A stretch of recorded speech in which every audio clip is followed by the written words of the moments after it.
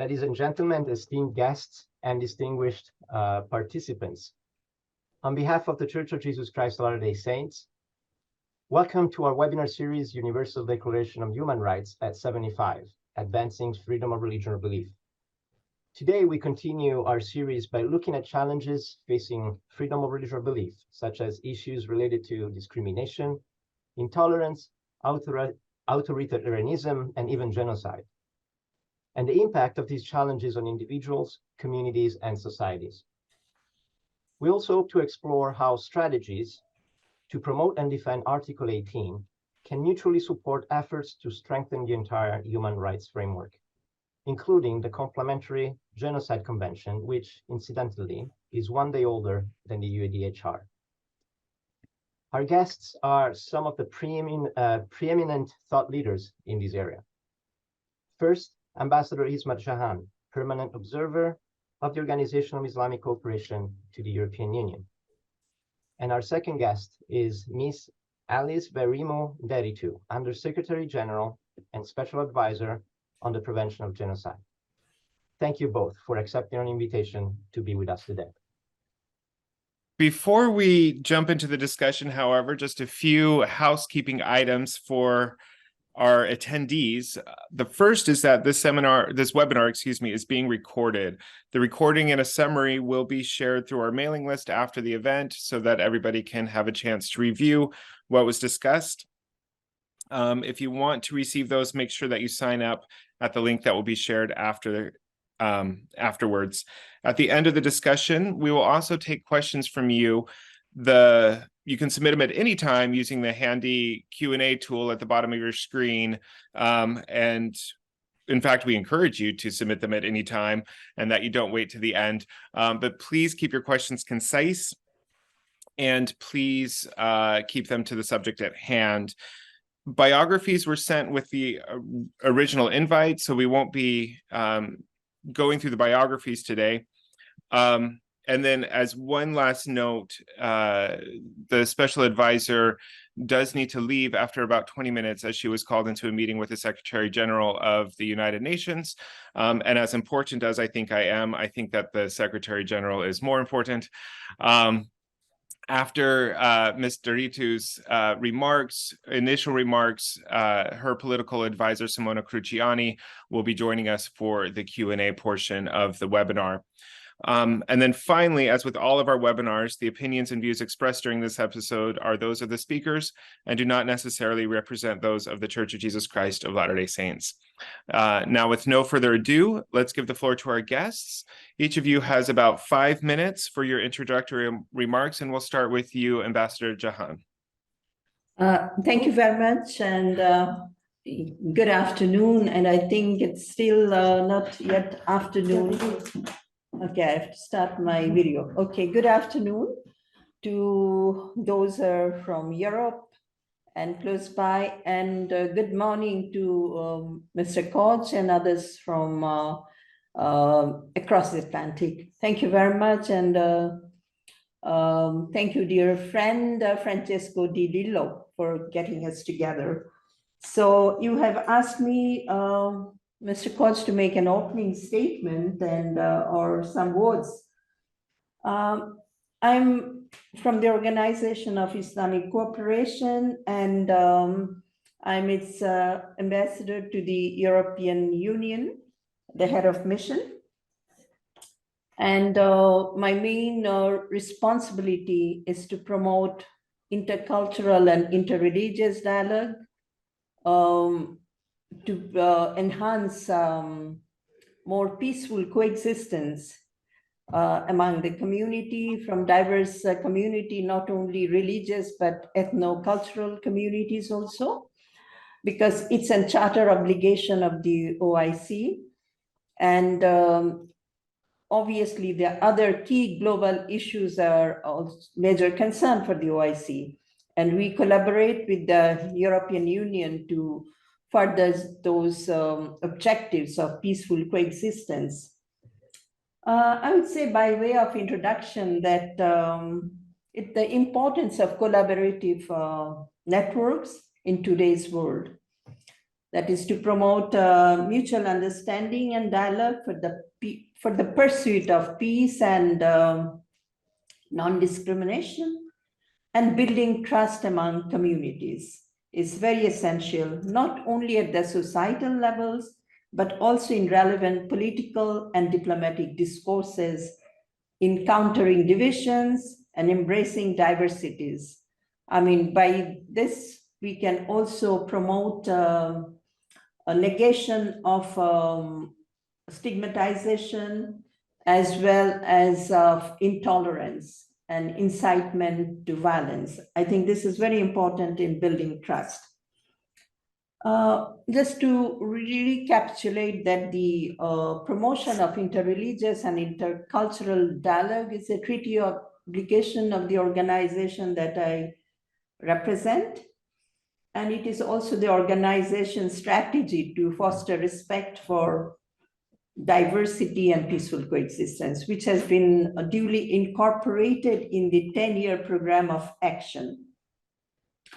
On the external level, of course, the OIC is keen to promote closer interactions with relevant bodies, including at the UN and the EU, towards promotion of greater harmony and understanding among different cultures. And I'm very happy to see that the special advisor is with us, because we are now commemorating more than 75 years of the Convention on the Prevention of Genocide and the Punishment. So this is a very, thank you very much for the, okay, the sun was intervening. But thank you very much for this very timely organization of this webinar.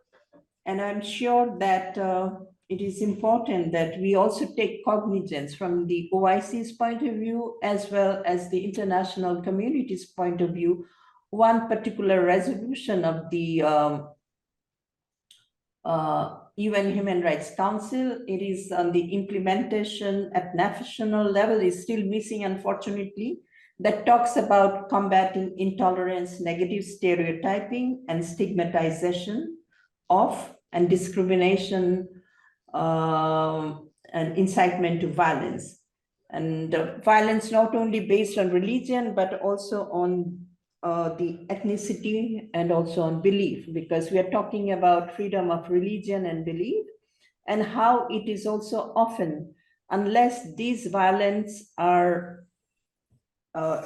adequately and promptly addressed, it engineers a cycle of violence, and which can and may have the potential to lead to genocide.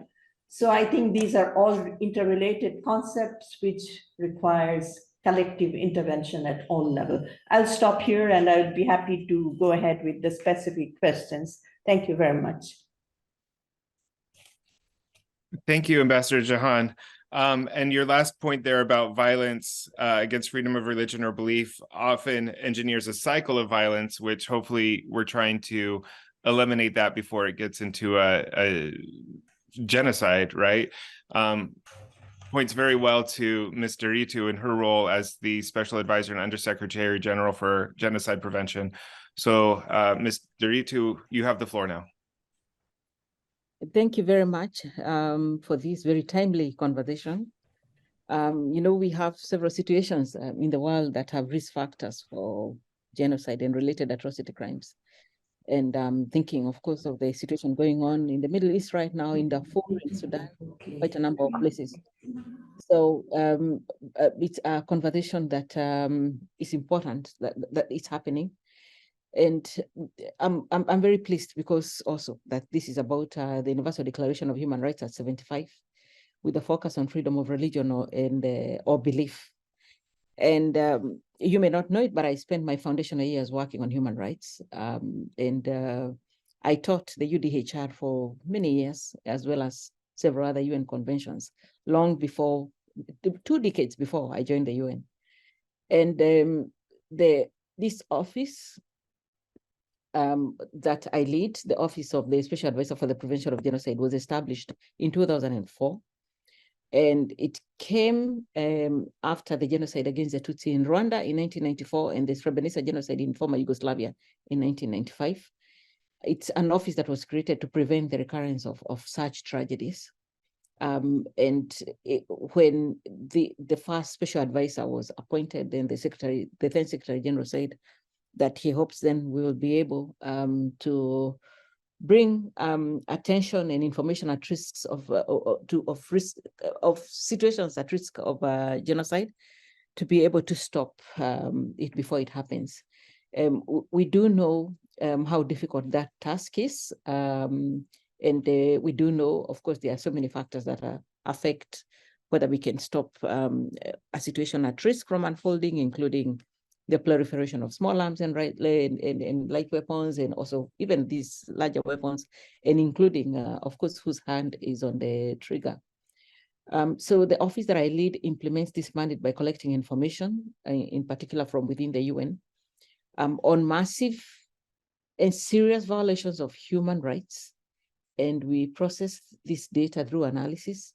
We present these recommendations to the Secretary General. And when I present these recommendations to the Secretary General, I also do so to the Security Council, which is mandated to give prompt consideration to early warning or prevention cases brought to its attention. So just to emphasize that I do not have any judicial or quasi-judicial powers, so therefore I do not make a determination on whether genocide has occurred within the meaning of the Convention for the Prevention and Punishment of the Crime of Genocide. And the purpose of my mandate is to raise alarm on the warning signs of genocide, which is why you see all these public statements, press statements that keep leaving this office. So the mandate is on prevention and not on adjudication. So I would also like to speak to what Ambassador Jahan has actually mentioned, that this year we not only celebrate the 75th anniversary of the Universal Declaration of Human Rights, but we also commemorate the Convention on the Prevention and Punishment of the Crime of Genocide, the 1948 Convention. This convention came into being on 9th, became the first ever human rights treaty adopted by the United Nations, called the Convention on the Prevention and Punishment of the Crime of Genocide, adopted on 9th December. The UDHR was adopted on 10th December. So this is a big year for all of us. And it's a big year in terms of a reflection, in terms of how far we have come as far as the Genocide Convention is concerned. And so this convention has been ratified so far by 153 countries. I'm talking about the Genocide Convention, the latest being Zambia last year, and has been guiding nations all over the world to prevent genocide and punish perpetrators when prevention fails. Many countries have domesticated the Genocide Convention through national laws, policies, and mechanisms that aim to ensure both prevention and punishment. And so then, considering that one was born on 9th December and the other one on 10th December, there must have been a lot of thinking that went through both of them. And that thinking continues to happen today, because the Genocide Convention and the UDHR are mutually reinforcing in so many aspects. All human rights protected in the UDHR are crucial to the prevention of genocide. As per the framework of analysis of atrocity crimes, which is a document developed by my office, genocides do not occur randomly or in a vacuum. They involve a lot of planning, and they also imply the deterioration of human rights, the prevalence of discrimination, and intentional planning with allocation of resources. Genocides are often preceded by a long process of exclusion and dehumanization of the group targeted. And such discrimination is prohibited under the UDHR and the subsequent treaties adopted to reinforce it. So in conclusion to this introduction, I'd like to say that the Genocide Convention makes of the crime of genocide an individual responsibility and aims to protect national, ethnical, racial, and religious groups from intentional targeting. Such protection is aligned with the freedom of religion or belief as stated in Article 18 of the UDHR, that is the focus of this meeting today. So I look forward to the discussions today, and I would like to stop there, and I'll stay on for another 5 minutes, and then unfortunately I have to leave, but I'm leaving behind our head of programs, Simona Gruciani, who will then take over the rest of the conversation. Thank you very much. Thank you. Thank you very much, Ms. Nderitu. And because we do know that you have a time constraint, I would like to just ask you one follow-up question off the bat, if you have a couple more minutes. You talked about how part of the role of the Office of Genocide Prevention is to raise warning alarms or raise the alarm on warning signs that genocide may be coming in the near future. But the other half of your job is also the prevention of genocide. So I would ask for what are your recommendations, or what do you generally advise as ways of de-escalating situations where genocide may be happening or may be on the way? How do you bring down the tensions? Madam, you're still on mute. So much of what we do on situations that are at risk is map the situation itself. And part of our analysis really is about first mapping who is doing what, who are the actors, what are their interests, and then and also mapping the key, based on the framework of analysis, the risk factors, because our method of analyzing is a risk factor-based methodology. If you look at those risk factors, you'll see how closely they speak to the situation that existed in Nazi Germany before the Holocaust. You'll see how closely they look like Rwanda before the genocide against the Tutsi in 1994. You'll see how much they look like Srebrenica, for example, before the genocide, Cambodia as well. So you'll see that there are some common risk factors that exist in a situation where an identity group is targeted for complete extermination, extinction, as a genocide is. And the same risk factors can be turned around. So addressing each of the risk factors help us to diffuse the situation. So are communities being dehumanized? In what way are they being dehumanized? Is it through the application of hate speech? Then we look at that particular hate speech and then address that aspect of hate speech. Is there militarization in the communities? Are there militias? Are there ethnic militias? Then we speak to that particular aspect. When we think about the proliferation of arms, we think about failed peace agreement. Has there been a peace agreement that has failed? Then we address that particular peace agreement that has failed. So there are a number of approaches that the office uses in terms of de-escalation, including the convening power of the UN, but also the ownership by the communities themselves, where the expected genocide is supposed to be happening, in terms of diplomatic approaches, but also in terms of strengthening mediation, both at the national level and also at the local level. There's very strong component of the fact of this kind of issues having a history. So we go back into the history in terms of when did this all begin, this particular targeting of this ethnic, racial, religious, or national community, which we call the protected groups under the Genocide Convention. So there are a wide range of approaches, much of which usually require political will, which is in many cases often not fair. So lots of work needing to be done in terms of strengthening response, especially prevention itself, and the response as part of prevention. Well, thank you very much, Mrs. Nderitu, and also Ambassador Jahan, for your great initial remarks. And Mrs. Nderitu, as we understand that you have important commitments, feel free to jump off anytime you need from this call. We appreciated you being here with us and sharing your expertise and your knowledge with us. I would like to address one question to Ambassador Jahan. As we have several practitioners on the field of freedom of regional belief joining us today with us, could you share some examples from your work of how the Organization of Islamic Cooperation has promoted policies to tackle discrimination and intolerance within the OIC region? Ambassador, I think you are on mute. I've done mute. Okay, thank you very much. Thank you very much for the questions. These are very important questions when we look at the state of play that our world is going through. On many occasions, we have seen that unless we are making timely intervention, things really go out of proportion and can take a serious turn, and it becomes more difficult to contain it.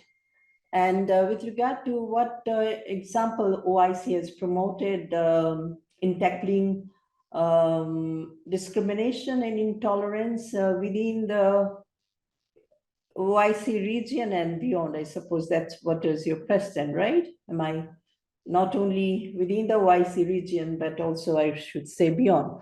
Because when we think about tackling discrimination and intolerance, from the OIC's perspective, we have been looking at the situation of Muslim minorities in non-OIC countries. So that falls within the purview of the OIC's from within, of course. From within the OIC, let me answer that first to what you were saying, that from within the OIC's context, it is very important that the same principles are used that we ask from others. For example, when we ask for addressing Islamophobia, the OIC should stand ready, and which it does, and also condemns acts of violence against other religion, for example, different forms of xenophobia, anti-Semitism, Christianophobia, racism, and discrimination. So we don't preach what we don't do for ourselves. That is a very important principle. And but as I would say that OIC has most often, always I should say, been concerned with the increasing linkage of religion with violence, and more so when it comes to the Muslims.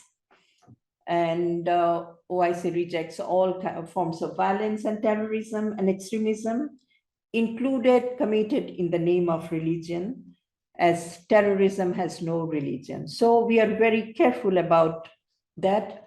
But unfortunately, in the recent, more so in the recent, we have seen that the rising Islamophobia or anti-Muslim hatred in Europe, the recent acts of burning of the copies of Holy Quran has been rejected and condemned by the OIC, and also by many others, I should say, because nobody sees that these acts of provocation or incitement these acts are not conducive to peaceful coexistence for the community and the countries concerned at large.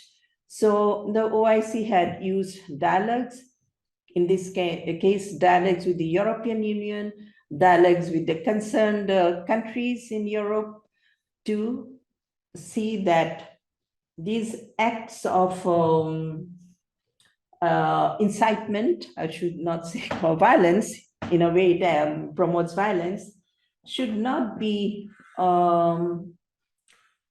should not take the refuse or the excuse under the pretext of freedom of expression or freedom of speech, because we believe that those freedoms are paramount and important, but those freedom comes with certain responsibilities, that is not to provoke others or hurt the sentiments of others. So now, in case of other places, the OIC had dialogue in Cambodia and also in Africa, to see how the Muslims as well as the Christians and the Buddhist minorities can try to overcome their difference, to go and have mutual understanding. We don't always say that one has to like in totality somebody, but there should be a middle ground where we can respect the other, not only tolerate. Respect would go beyond tolerance. So these are the important tools. We have the independent permanent human rights commission of the OIC. And then there is a center for diffusing the negative narratives against Islam, for example. So the use of media, the responsible use of media is very important in this age when we find that the media is not always carrying the correct information. There is a lot of misinformation, or false information even, which really are not really responsible. There are ways to address this. And I've seen in the context of the EU, there has been many attempts to do so, to have some certain codification to see that the media, or more so the social media, is not misused. So to answer your question, I think, the policies, it should be approached from various levels, engaging the civil society, engaging the policymakers, engaging the lawmakers, and overall the community. From the OIC's perspective, we have been doing so. But while I can speak for myself, being based in Europe, in Brussels, we do so. We are very cautious not to overstep, not to infringe upon the sovereignty of respective countries. That is their domain. But what we can do to promote together this collective sense of responsibility, that is respect for diversities, and it's not done in just in vacuum. The respect for diversity is need for total peace.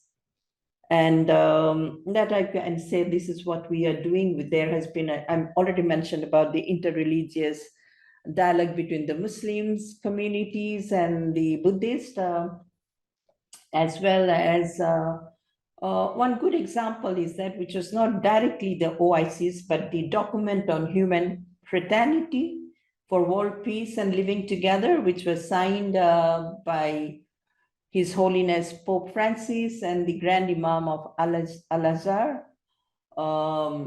in UAE in 2014, and the convening of the Congress of Leaders of World and Traditional Regions in Kazakhstan, where the OIC played an important role, and also the Bahrain Forum for Dialogue under the theme East-West Dialogue for Human Coexistence.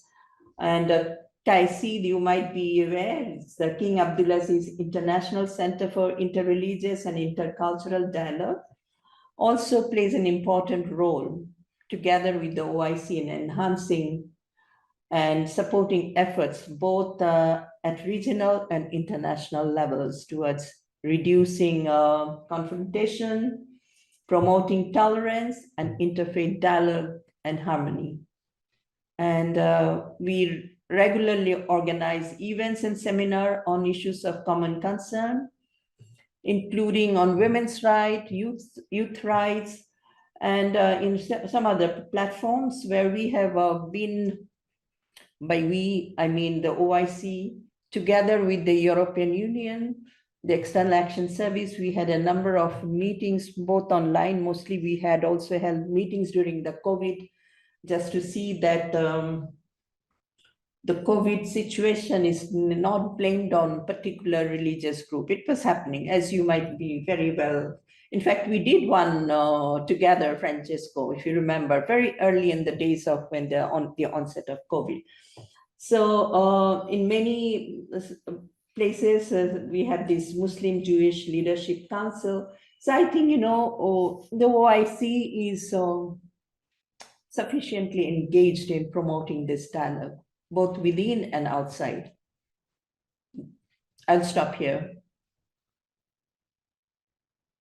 Thank you very much. I want to turn over to Simona, who, as we heard, is the Director of Programs for the Office of Genocide Prevention, and ask her a couple of different things. I don't know exactly how to formulate all of this, but kind of building on what Ambassador Jahan said about the importance of dialogue and the importance of understanding one another, also building upon the dual the dual nature of the Convention on Genocide and the Universal Declaration of Human Rights, right? How they go together. What are some of the programs? How is the Office of Genocide Prevention trying to promote both of these things, trying to promote the linkages between those two things, and trying to increase the amount of dialogue and the amount of mutual understanding and respect around the world? I understand that that's a very large question for you, Simona. And I apologize for that. But just really trying to look at how do all these pieces fit together from your perspective? Mm-hmm. Okay. Thank you, Ryan and Francesco and Her Excellency for giving me this opportunity today. And of course, you know, this builds on the great collaboration that we have with the Church of Latter Saints we have been having for the last many years. So very honored to be with you today. Let me start maybe by focusing on the first part of your question, Ryan, on the connection or the relationship between the promotion of freedom of religion and belief and the prevention of genocide, and then I will dig into how we practically do it. So the purpose of Genocide Convention is stated in its Article 2, namely the protection of national, ethnical, racial, or religious groups from an intention to destroy them, be it in whole or in part. This is consistent with Article 18 of the UDHR that state that everyone has the right to freedom of thought, conscience, and religion. This right includes freedom to change his religion or belief, and freedom, either alone or in community with others and in public or in private, to manifest his religion or belief in teaching, practice, worship, and observance. Now, serious and systematic violations of a group's right to exercise the freedom of religion or belief, and especially the targeting of a group on the basis of their religious identity, can be an early warning sign of the crime of genocide, and if carried out with the requisite intent. Now, the special advisor has already mentioned in introductory remarks how we monitor situations at risk of genocide. We have a methodology. It's included in a document that is called Framework for Analysis for Atrocity Crimes. I can share it in the chat for those who are interested. It's a public document and has been endorsed by the General Assembly of the United Nations. It includes different indicators of risk for genocide and related crimes, including crimes against humanity and war crimes. And the violations on freedom of religion and belief are considered to be an indicator of the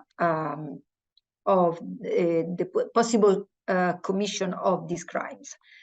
And of course, the special advisor has also mentioned the relevance of hate speech as a trigger and an indicator of these crimes, and also in connection to freedom of religion and belief. We have seen in recent years, and the ambassador has also mentioned it, including in the context of COVID, increasing trends of hate speech based on religion, online and offline. So this is something that we at the Office on Genocide Prevention take it very seriously, but also in the wider UN context, the Secretary General takes it very seriously. And for that, we have also developed a plan of action on hate speech that is the United Nations strategy for combating hate speech trends globally. And I can also share it with you in the chat box, as this is an important document that helps us in implementation of programs.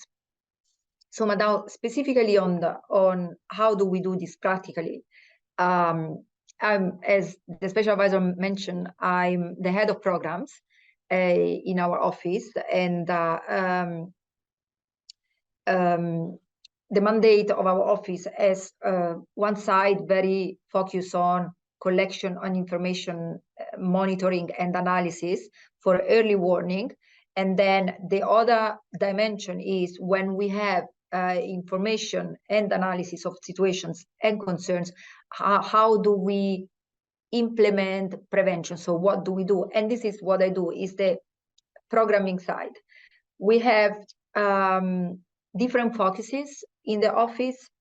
One being combating hate speech. I just mentioned it. The policy framework is set in by the UN Strategy and Plan of Action on Hate Speech. We are the focal point in the United Nations for the implementation of this strategy that was launched by the Secretary General in June of 2019. We chair a working group in the United Nations that's composed by more than 20 UN entities that are represented at HQ and field level, and we provide support for the implementation of the strategy, including by helping field offices to develop context-specific strategy on hate speech that we know can be very context-specific and might need specific activities that are tailored to the context, culture, and format of hate speech in the specific country or situation. We also work very closely with religious leaders and actors. You know, Ryan and Francesco, you're still part of our work on the implementation of the Plan of Action for Religious Leaders and Actors to Prevent Incitement to Violence. This is also a core document of our office that led to the development of a global program that engages, that help us engage with religious actors everywhere for establishing partnership towards the prevention of incitement to violence globally. And of course, incitement to violence also includes instances of incitement to religious violence. So we have established partnership with different groups in different regions, and we work very closely on the prevention of incitement as a way to prevent genocide and related crimes.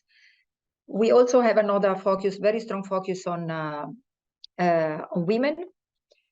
We believe that women in communities, especially those at community level, can have a very strong positive impact in the prevention of atrocity crimes, and that their role has not been used enough so far. And the special advisor, being the first woman special advisor, she really has highlighted the need of connecting more with them. So we have another policy document that frames our programs that's called the Napoli Plan of Action. It's called the Plan of Action on Napoli, from the city in Italy where it was created.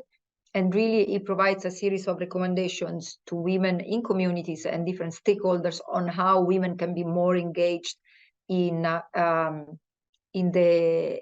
prevention of atrocity crimes.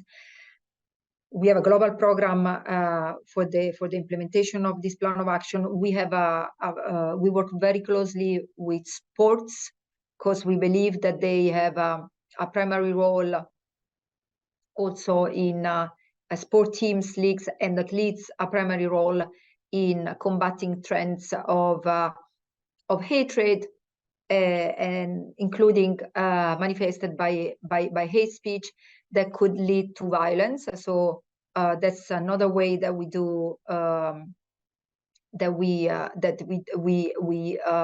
contribute to the prevention of atrocity crimes globally.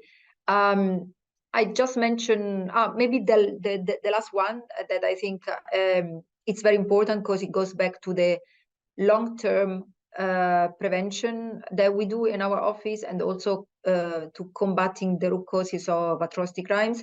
It's our program on education.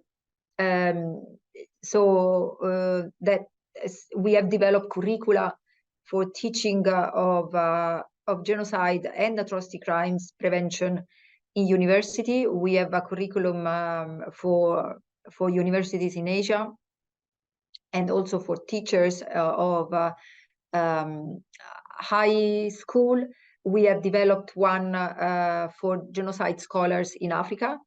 And also we are working very closely with our program on hate speech, on using education to fight hate speech. And there is a policy document that also it's online that we developed jointly with the UNESCO on these specific issues. How education and the education institution and system can be used to combat hate speech as a root cause of hatred and violence.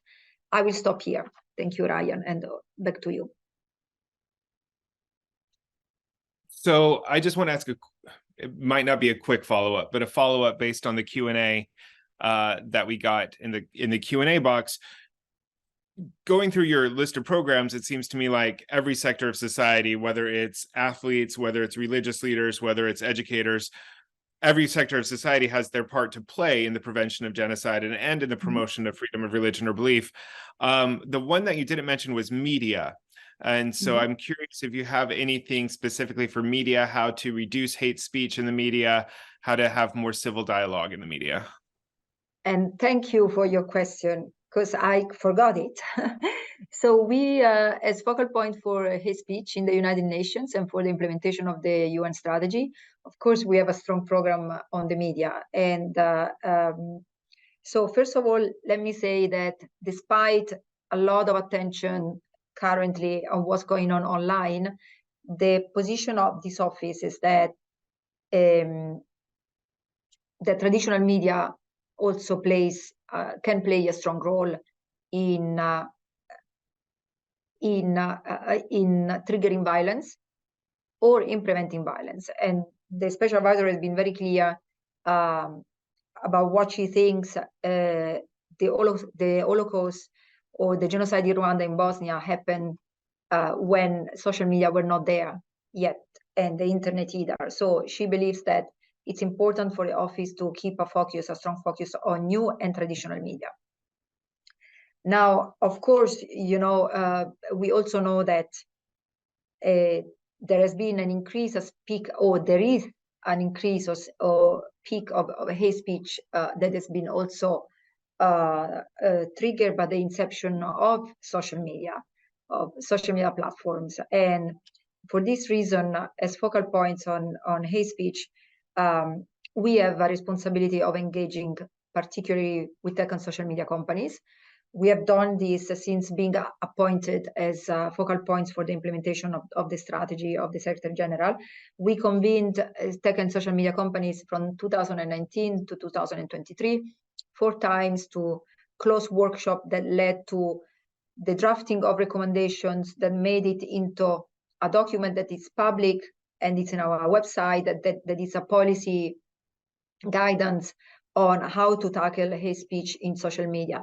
And recommendations are addressed not only to social media companies, but also to other stakeholders in society, including governments, including the United Nations and multilateral organizations, on how they can work with social media to make sure that their platforms are not used to spread violence and hatred.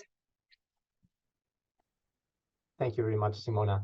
And I do have a question for Ambassador Jahan, which is kind of connected with what the Undersecretary General and also you, Simona, just mentioned, the connection between freedom of religion or belief as an early warning for genocide.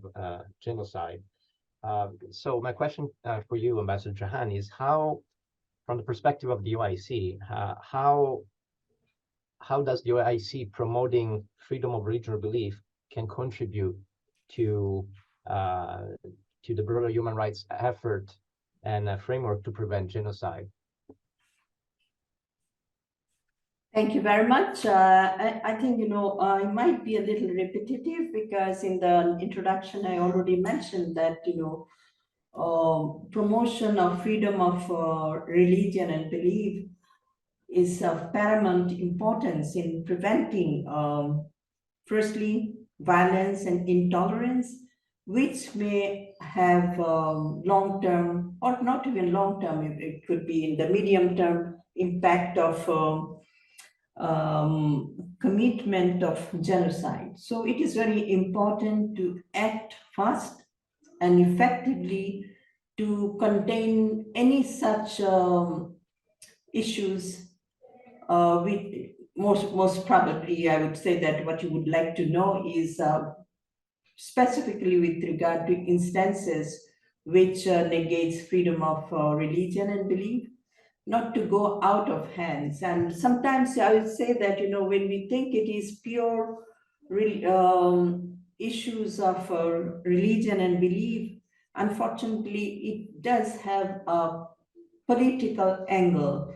As we have discussed, if you recall, Francesco, as excuse my calling you by your first name, but you know, we were together in Provo and we had discussed the perspective of human dignity, and we had also discussed that how politicization of religion and vice versa, using religion to gain have political aims, have a very negative impact on the society, on national, regional, and international peace and stability.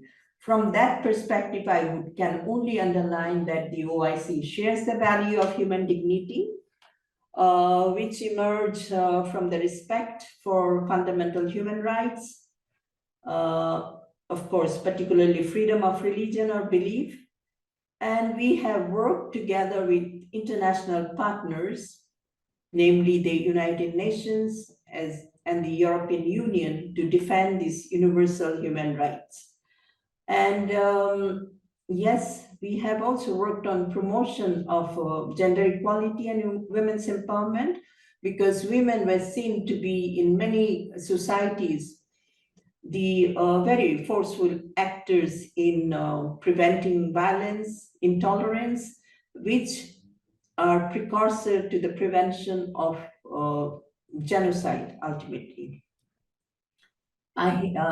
The order of the day should be, the international order, I must emphasize, should be peace and non-violence.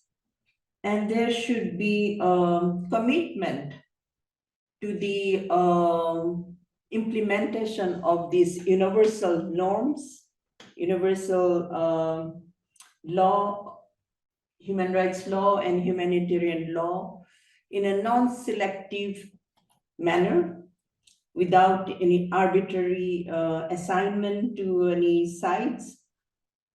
And I should say that to avoid double standards, because these are the principles of the UN human rights, which was some years ago, almost 30 years ago, declared in Vienna under the Vienna Program of Action. So those principles need to be applied. And who would apply is, of course, the OIC as an organization of 57 members, but the global community at large, to be more responsible in their acts, be more responsible in their speech, so that not to incite further violence. And what is more essential is to engage in dialogue, because I think this is paramount importance. I will underline that dialogue is key for resolving any kind of dispute, or to encounter. We have talked about culture of encounter of Pope Francis. That's a way of bringing peace. I'm saying that, you know, because the OIC's engagement also with the human dignity and fraternity document precisely talks about to educate the people, to educate the young people, to educate the civil society, to educate the media. And when I say educate, it does not mean forcing them, but to bringing them closer to the basic principles of human dignity and humanity, and to be away from politicizing the situation so that a genocide is not taking place.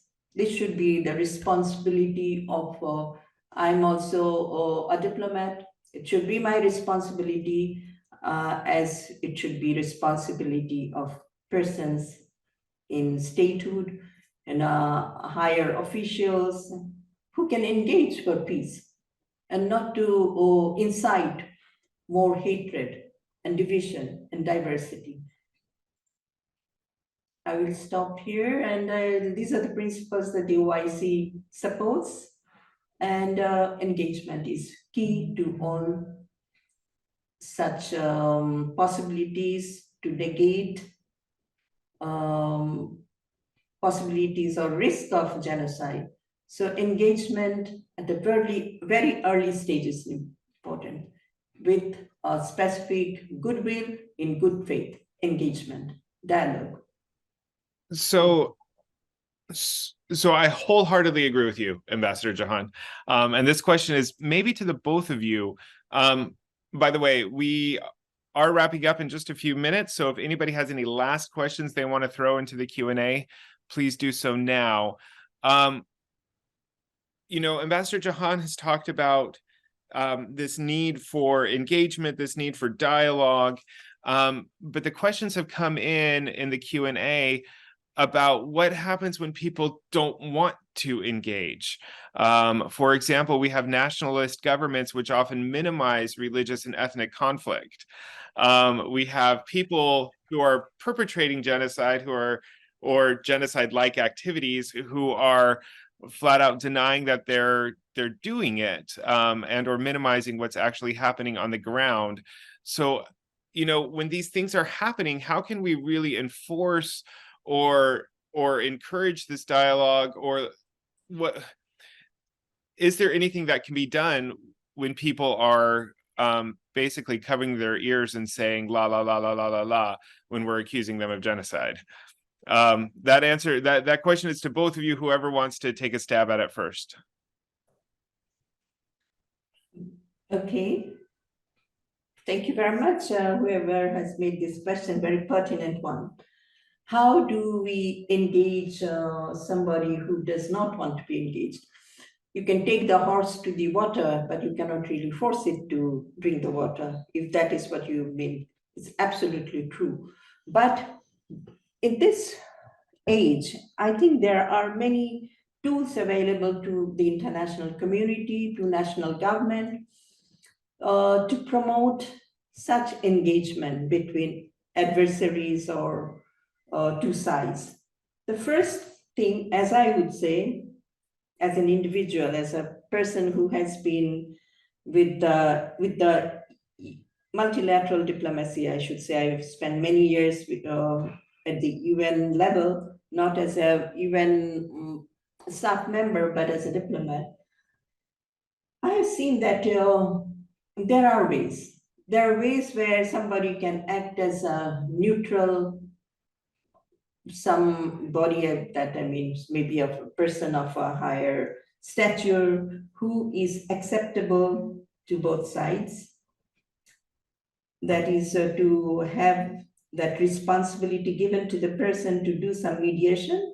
Yes, we have seen there are many special representatives and envoy of the UN Secretary General, but it's important to see that that person is acceptable to both sides. And before that, it would be very important and very responsible for people in authorities who are not directly in conflict or in direct support of different sides, should refrain from making provocative statements. In that way, they will, if they do so, they will lose out on their neutrality to be seen. So it is possible. I'm not pessimist that it's not possible, but there has to be genuine goodwill on the parts. First, of course, you know, the two sides would not be, or three sides or four sides would not be in disagreement, or if they did to agree, that was something, but they are in disagreement. So there is a role for the international community. There's a role for the regional bodies. There is a role for the countries within the region. I mean, we're talking about genocide, so it has to be involving countries, not a community. In a particular country it happens, but paramount important is to use the tools available in sincerity and in a non-selective manner. The moment that particular group shows double standard, that group's neutrality is grossly eroded. So just to, as I said, it has to be prompt action, effective action, and the responsibility to prevent comes with the responsibility to protect. And I think it is possible if there is a goodwill of the community at large. When I say community, it's the international community at large. Thank you, Mr. Koch. I hope I was able to give some answer, if not. Yes, of course. Yes, of course. Simone, you were gonna add. We have 2 minutes, and I can't but agree more with what the ambassador has just said. The importance of multilateralism, and I would add a multilateralism where the respect of international human rights standards and international humanitarian law is paramount, is the pillar of any multilateralism. So I would underline that. And then, of course, stressing the importance of mediation. There are many cases of mediation, and I wish that the special advisor would have been here now, because she has a very strong past on mediation. She has mediated conflicts everywhere in the world, so she would have been able to bring some of her stories. But I just want to say, and I have 1 more minute, that we were able, the humans were able to mediate the most terrible conflicts. And we have some very good case studies. And in the office, we are currently focusing on collecting these case studies, where mediations done in the right way, as the ambassador has just highlighted, has brought to peace and has prevented the risk of atrocity crimes. So it's not impossible, but it needs to be done properly, and needs to be fully embedded in the respect of international human rights standards and IHL. I will stop here. Thank you. Thank you, Simona, and thank you, Ambassador Jahan. I just wanted to, there are a couple of more questions there, but there is no time. But I want to leave them to you, but also to the participants as a way of reflection, maybe, so that we can ponder upon those questions and think. One question was basically on the role of civil society in those contexts where there are violations of freedom of religious belief. There are those initial early warning signs of genocide. And so the question was, how can civil society be empowered to address those issues at the onset? The other question was connected to governments minimizing those issues by setting up for the purpose of international trade. And this is very true. And I mean, we see this also when we discuss the EU, for example, discusses agreements with third countries, and civil society often brings up the issue that trade agreements should always be weighted with the respect of human rights and in the broader sense. So these were the questions that were asked about how your respective office deal with them. But of course, in the interest of time, there is no time to answer those. But I think all of us should spend some minutes to reflect and ponder upon this. Ryan, to you. Well, I think that just goes to show how much these issues affect every sector of society. And we think as faith-based actors, we're the only ones that care about, say, freedom of religion or belief and prevention of genocide, but it really does affect all sectors of society. And so it does give us a lot to think about. I want to thank both of you, Ambassador Jahan and Simona, for your participation today, for your cooperation and your collaboration over the years, but especially for the discussion that we had today. It did give us a lot to think about and a lot to continue to think about after we hang up. But yeah, so just on behalf of the Church of Jesus Christ of Latter-day Saints, I also want to thank everybody who participated as attendees in the meeting today. We look forward to your continued engagement as well in our upcoming episode in November, as we further explore this relationship between the promotion of human rights and the advancement of freedom of religion or belief. So thank you all, and have a wonderful afternoon or evening, depending on which side of the Atlantic you're on. Thank you very much to both of you, Francesco and Mr. Coach. It was a pleasure. And to all the participants, thank you. Thank you, Francesco, Ryan, and Ambassador. It was a pleasure. See you soon. See you. Bye-bye. Goodbye. Bye.